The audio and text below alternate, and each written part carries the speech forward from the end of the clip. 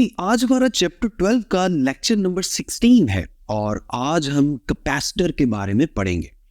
शुरू में हम कैपेसिटर का इंट्रोडक्शन देखेंगे जो एक शॉर्ट क्वेश्चन है जिसमें हम ये देखेंगे कि कैपेसिटर होता क्या है, कैपेसिटर के अंदर चार्ज कैसे स्टोर होता है।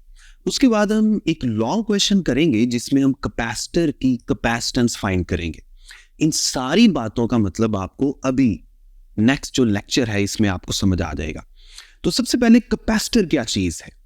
देखिए, कैपेसिटर जो है ये एक ऐसी इलेक्ट्रिकल डिवाइस है जिसके अंदर हम इलेक्ट्रिक चार्ज को स्टोर कर सकते हैं।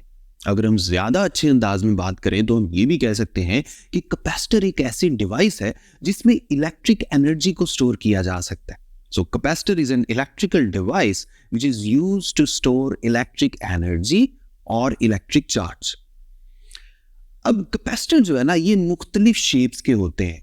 इन प्रैक्टिकल अगर देखा जाए तो कैपेसिटर की जो शक्ल है वो सिलेंडर जैसी भी होती है। कैपेसिटर फुटबॉल की तरह का भी होता है, स्फेरिकल कैपेसिटर भी होता है। कैपेसिटर एक बारी पेपर की शक्ल में भी होता है जिसे हम पेपर कैपेसिटर कहते हैं।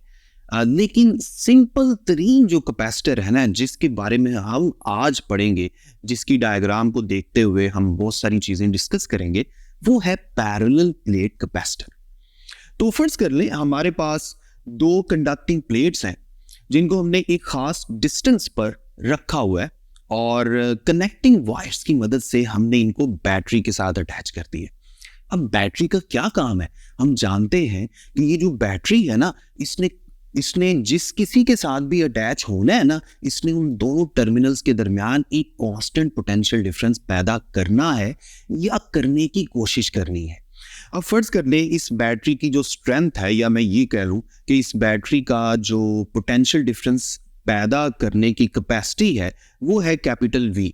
फर्ज कर ले इसने वी पोटेंशियल पैदा करना है दोनों टर्मिनल्स के दरमियान जिसके साथ भी हम इसको अटैच करें। तो वी तो हो गया पोटेंशियल डिफरेंस जो बैटरी की मदद से हम डेवलप करेंगे। ऊपर आपको दो प्लेट्स नजर आ रही हैं। अब आप गौर करें, हम ये तो जानते हैं कि जो इलेक्ट्रॉन्स हैं वो लो पोटेंशियल से अवे जाते हैं। लो पोटेंशियल से क्या मुराद है, नेगेटिव पोटेंशियल। जारी बात है इलेक्ट्रॉन पर भी नेगेटिव चार्ज होता है तो ये लो से अवे जाएंगे। इसी तरह हाई पोटेंशियल यानी पॉजिटिव टर्मिनल की तरफ जाते हैं।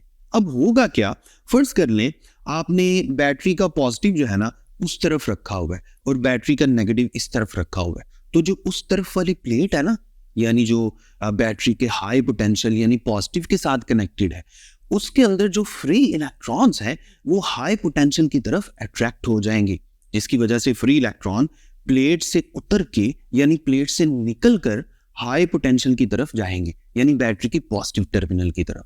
फिर बैटरी क्या करती है, बैटरी इन इलेक्ट्रॉन्स पे वर्क करेगी और इन इलेक्ट्रॉन्स को हाई से लो पोटेंशियल यानी नेगेटिव साइड पे ट्रांसफर कर देगी। फिर इलेक्ट्रॉन्स की ये भी प्रॉपर्टी है कि ये लो पोटेंशियल से पुश होते हैं अवे वाली साइड पे, तो ये इलेक्ट्रॉन जो है ना ये इस प्लेट पर डिपॉजिट होना शुरू हो जाएंगे। इसका मतलब ये हुआ कि जो प्लेट बैटरी के हाई पोटेंशियल यानी पॉजिटिव से कनेक्टेड है वहां से इलेक्ट्रॉन निकलेंगे और दूसरी प्लेट जो बैटरी के नेगेटिव से कनेक्टेड है उस पर डिपॉजिट होना शुरू हो जाएंगे। इसका मतलब ये हुआ कि जिस प्लेट से इलेक्ट्रॉन निकले हैं उस पर पॉजिटिव चार्ज आ जाएगा, क्योंकि ये तो हम जानते हैं कि अगर इलेक्ट्रॉन कोई जगह छोड़ के जाए तो वहां पर पॉजिटिव चार्ज आ जाता है और जिस जगह पर एक्सेसिव इलेक्ट्रॉन्स पहुंच जाए वहां पर नेगेटिव चार्ज आ जाता है। इसका मतलब है उस प्लेट पर पॉजिटिव चार्ज आ जाएगा और जब इलेक्ट्रॉन इस प्लेट पर डिपॉजिट होगा तो इस प्लेट पर उतना ही नेगेटिव चार्ज आएगा जितना दूसरी प्लेट पर पॉजिटिव चार्ज आया है। अब हम देखें उस प्लेट पे पॉजिटिव चार्ज, इस प्लेट पे नेगेटिव चार्ज, तो इन दोनों प्लेट्स के दरमियान कोई ना कोई पोटेंशियल का डिफरेंस पैदा हो गया। अब जैसे जैसे चार्जिंग होती जाएगी वैसे वैसे इलेक्ट्रॉन जो है वो एक प्लेट से उतर के दूसरी प्लेट पर डिपॉजिट होते जाएंगे और वैसे वैसे उस प्लेट का पॉजिटिव चार्ज बढ़ता जाएगा और इस प्लेट का नेगेटिव चार्ज बढ़ता जाएगा, जिसकी वजह से क्या होगा, इन दोनों के दरमियान पोटेंशियल डिफरेंस बढ़ता जाएगा। अब मुझे एक बात बताएं, अगर ये पोटेंशियल डिफरेंस बढ़ते बढ़ते बैटरी के पोटेंशियल के इक्वल हो जाए तो फिर क्या होगा, जाहिर बात है फिर करंट का फ्लो रुक जाएगा, यानी फिर ये चार्जेस सर्किट में फ्लो नहीं करेंगे। क्योंकि इस कंडीशन के बारे में हम कह सकते हैं now the capacitor has been fully charge, capacitor full charge हो चुका है। मतलब क्या हुआ, देखिए अब कैपेसिटर की वो वाली प्लेट जितना हाई पोटेंशियल पे आ गई है उतना ही हाई पोटेंशियल उस तरफ बैटरी का है। इसी तरह कैपेसिटर की ये वाली प्लेट जितना लो पोटेंशियल पर आ चुकी है इतना ही लो पोटेंशियल इस तरफ बैटरी का है। इसका मतलब है दोनों जो सोर्सेज है यानी बैटरी और कैपेसिटर इस वक्त एक जैसी स्ट्रेंथ रखते हैं और दोनों एक दूसरे को अपोज कर रहे हैं। यानी अगर मैं इलेक्ट्रॉन की बात करूं तो बैटरी का हाई पोटेंशियल इलेक्ट्रॉन को उस प्लेट से निकालना चाह रहा है, लेकिन चूंकि वो प्लेट पॉजिटिवली चार्ज हो चुकी है, एक्सेसिव पॉजिटिवली चार्ज, और उसका हाई पोटेंशियल उतना ही हो चुका है जितना बैटरी का हाई पोटेंशियल है, तो वो इलेक्ट्रॉन को बाहर नहीं निकलने देगी, जिसकी वजह से इलेक्ट्रॉन उधर ही रहेंगे। यानी सर्किट के अंदर चार्जेस का फ्लो रुक जाएगा। सो हम कह सकते हैं कि जब कैपेसिटर फुल चार्ज हो जाता है तो सर्किट के अंदर करंट का फ्लो रुक जाता है। या मैं आपको दो पॉइंट्स बता दूं, उनकी एक्सप्लेनेशन चैप्टर 16 में जाके होगी। एक पॉइंट तो ये है कि कैपेसिटर डीसी यानी यहां जो जिस करंट की बात कर रहे हैं ना, ये एक्चुअली डायरेक्ट करंट है। डायरेक्ट करंट की पहचान ये है कि डायरेक्ट करंट की मैग्नीट्यूड भी सेम होती है और उसकी डायरेक्शन भी सेम होती है। अगर मैं इस सर्किट में करंट जो फ्लो किया था शुरू में उसकी डायरेक्शन की बात करूं तो कन्वेंशनल करंट क्या होगा, इलेक्ट्रॉन की मोशन के ऑपोजिट, वो इस तरफ होगा। और अगर मैं इलेक्ट्रॉनिक करंट की बात करूं तो वो इस तरह फ्लो कर रहा था। लेकिन जैसे ही कैपेसिटर फुल चार्ज हो गया था तो करंट का फ्लो रुक गया था। इसीलिए हम कहते हैं कि कैपेसिटर जो है ना, ये डीसी यानी डायरेक्ट करंट को ब्लॉक करता है। ये एक एमसीक्यू है, इसको आपने याद रखना है। इसी तरह चैप्टर 16 में जाके मैं आपको समझाऊंगा कि अल्टरनेटिंग करंट, ऐसा करंट जिसकी मैग्नीट्यूड भी चेंज होती है और उसकी डायरेक्शन भी रिवर्स होती रहती है, इसकी भी डिटेल हम चैप्टर 16 में जाके करेंगे। अल्टरनेटिंग करंट जो है ना, वो कैपेसिटर के सर्किट के अंदर मुसलसल फ्लो करता रहता है। उसकी क्या लॉजिक है, क्या रीजन है, ये हम तब जाके देखेंगे। यानी इन शॉर्ट आप दो पॉइंट्स याद रख सकते हैं, capacitor blocks DC and capacitor allows the AC to pass through. ठीक है, ये दो एमसीक्यूज हैं जो आपने याद रखने हैं। अब दोबारा हम इसी टॉपिक की तरफ आते हैं। फर्ज कर लें कैपेसिटर की उस प्लेट पर प्लस क्यू चार्ज स्टोर हो गया और कैपेसिटर की इस प्लेट पर उतना ही नेगेटिव चार्ज स्टोर हो गया यानी माइनस क्यू। तो इन दोनों के दरमियान जो पोटेंशियल डिफरेंस है वो V है, और ये V बिल्कुल उतना ही है जितना बैटरी का पोटेंशियल था, क्योंकि दोनों एक दूसरे के बिल्कुल बराबर हो गए। अच्छा ये बताएं कि जैसे जैसे कैपेसिटर की प्लेट पर चार्ज स्टोर होता जा रहा था, क्या पोटेंशियल डिफरेंस उतना ही ज्यादा नहीं होता जा रहा था? इसका मतलब है हम कह सकते हैं कि चार्ज, चाहे पॉजिटिव प्लेट का चार्ज है चाहे नेगेटिव प्लेट का चार्ज है, चार्ज की मैग्नीट्यूड तो सेम ही है ना। जितना ज्यादा चार्ज स्टोर होता जा रहा है पोटेंशियल डिफरेंस भी उतना ही ज्यादा डेवलप होता जा रहा है। यानी अगर मैं कहूँ चार्ज डबल स्टोर हो गया तो पोटेंशियल भी डबल डेवलप हो गया। यानी हम कह सकते हैं कि charge stored on any one of the plates of capacitor is linearly related with the applied potential difference.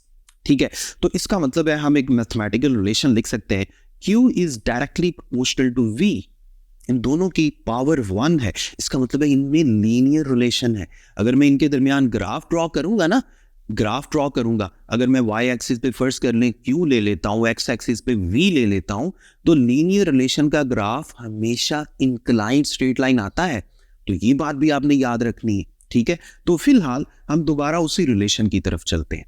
अगर मैं प्रोपोर्शनैलिटी साइन को खत्म कर दूं तो हमेशा हमें याद है कि हमेशा यहाँ पर इक्वालिटी आ जाता है, और जब भी इक्वालिटी आता है तो एक कांस्टेंट ऑफ प्रोपोर्शनैलिटी आता है। यहाँ पर जो कांस्टेंट ऑफ प्रोपोर्शनैलिटी है उसको हम कैपिटल C से जाहिर करते हैं और इसका नाम है कैपेसिटेंस ऑफ कैपेसिटर। तो हमारे पास ये फिलहाल जो इक्वेशन आ गई Q is equal to CV, इसे हम कहते हैं कैपेसिटर इक्वेशन, और इसमें C जो है इसको बोलते हैं कैपेसिटेंस ऑफ कैपेसिटर। अगर मैं कैपेसिटेंस का फॉर्मूला बनाऊं तो अगर आप देखें V को हम दूसरी तरफ डिवाइड कर दें तो कैपेसिटेंस का रिलेशन बन जाएगा Q डिवाइडेड बाय V। ऊपर चार्ज आ गया और नीचे पोटेंशियल डिफरेंस आ गया। अब हम कैपेसिटेंस को डिफाइन करने की पोजीशन में आ गए हैं। देखिए फर्ज कर लें, मैं एज्यूम करूं कि कैपेसिटर की प्लेट्स के दरमियान अगर पोटेंशियल डिफरेंस 1 वोल्ट है, यानी नीचे वाला V अगर 1 है, तो जितना भी Q होगा उसे हम बोलेंगे कैपेसिटेंस ऑफ कैपेसिटर, यानी amount of charge on any one of the plates of capacitor for which the potential difference is 1 volt is called the capacitance of capacitor. और अगर आपने एक आम बंदे को समझाना है कि कैपेसिटेंस का क्या मतलब है, तो आप कहेंगे कि कैपेसिटेंस जो है ना, ये कैपेसिटर की चार्ज स्टोर करने की कैपेसिटी है, यानी कैपेसिटी मतलब एबिलिटी है। कैपेसिटर जितना ज्यादा चार्ज स्टोर करने की कैपेसिटी रखता है, हम कहेंगे उसकी कैपेसिटेंस उतनी ही ज्यादा है। ओके, इसके बाद हम चलते हैं SI unit of capacitance. Capacitance का SI यूनिट पता क्या होता है? फैरड। अगर मैं फैरड को डिफाइन करूं तो मैं इसी रिलेशन के मुताबिक डिफाइन कर सकता हूं। देखिए, कैपेसिटेंस का रिलेशन आया था Q डिवाइडेड बाय V। अगर V 1 वोल्ट है और Q भी 1 कूलम हो, तो कैपेसिटेंस की जो वैल्यू है ना, वो होती है 1 फैरड।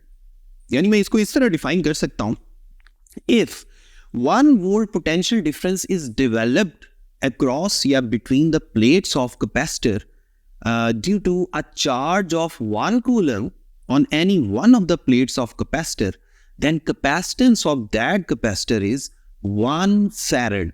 तो फैरड का फॉर्मूला या फैरड की जो एक्सप्रेशन है वो किस तरह की आ जाएगी? F is equal to coulomb यानी C डिवाइडेड बाय वोल्ट यानी V। तो आपके पास ये फैरड का रिलेशन आ गया। तो ये था कैपेसिटर का इंट्रोडक्शन।